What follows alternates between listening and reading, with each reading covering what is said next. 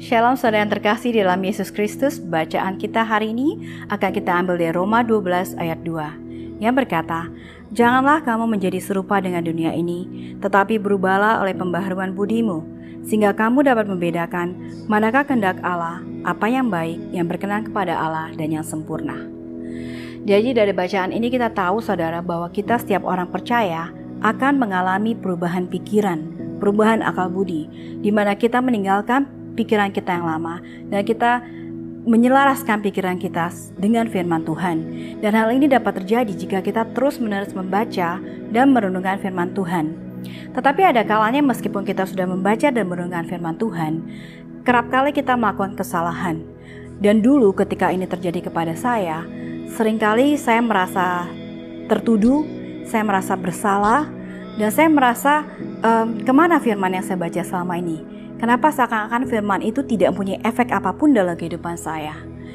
Dan saya mulai mengkaitkan perasaan bersalah saya dengan pemikiran bahwa Roh Kudus marah kepada saya, bahwa Roh Kudus menegur saya dan mendakwa saya. Dan itulah kenapa saya merasa tidak nyaman. Tetapi sebenarnya nggak seperti itu saudara. Karena di Yohanes 16 ayat 8-11 jika kita pelajari, Roh Kudus tidak menyatakan kesalahan kepada orang percaya dengan mendakwa dan menunjukkan dosa mereka. Tetapi Roh Kudus menyatakan kesalahan orang percaya dengan mengingatkan mereka akan kebenaran. Maksudnya apa?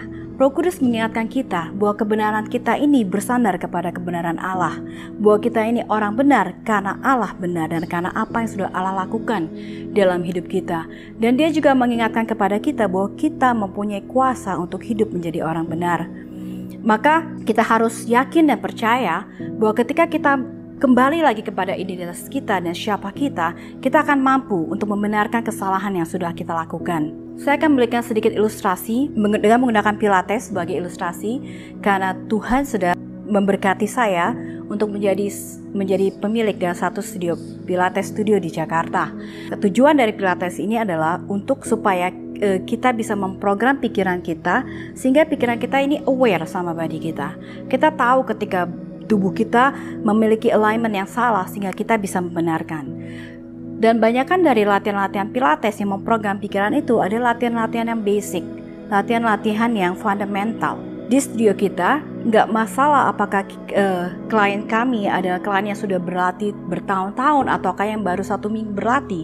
Setiap mereka latihan, kami pasti akan memberikan latihan-latihan yang fundamental itu di awal sesi. Kenapa? Karena mereka harus selalu diingatkan bagaimana tubuh mereka, posisi tubuh mereka yang seharusnya, bagaimana alignment tubuh mereka yang seharusnya, sehingga mereka akan selalu sadar. Dan ketika dalam keadaan sehari-hari klien saya menjalankan kehidupannya, dan ketika mereka mungkin merasa tidak enak di pinggang, mereka mulai bisa mengakses tubuh mereka. Oh, kenapa pinggang saya sakit? Oh, ternyata saya duduknya slouching, sehingga mereka membenarkan tubuh mereka berdiri tegap dan sakit di pinggang mereka pun hilang. Jadi itulah poin dari Pilates. Dan sama seperti kita saudara, ketika kita terus membaca firman Tuhan, ketika kita terus merenungkan, lalu kita melakukan kesalahan, kita merasa nggak nyaman. Ternyata perasaan nggak nyaman itu bukan karena Roh Kudus sedang menuduh kita, tapi rasa nggak nyaman itu karena kita sedang berada di posisi yang salah. Dan apa yang kita lakukan untuk menghilangkan perasaan nyaman itu, kita hanya perlu kembali ke posisi yang benar, sesuai dengan apa yang firman katakan tentang kita. Jadi saudara, kalau kita melakukan kesalahan, jangan tertuduh, jangan pertanyakan apakah firman itu tidak punya efek dalam hidup kita, tapi cukup ingatkan kepada diri kita siapa kita, apa yang Tuhan sudah lakukan, dan kembali kepada posisi awal kita.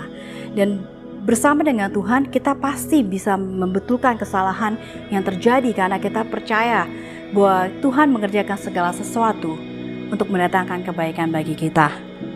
Mari saudara terus ingatkan betapa Tuhan mengasihi Anda, betapa engkau adalah orang yang berkenan di mata Tuhan, dan terus ingatkan kepada diri Anda apa yang Tuhan sudah lakukan. Fokus kepada apa yang sudah Dia lakukan, jangan fokus kepada apa yang kita lakukan.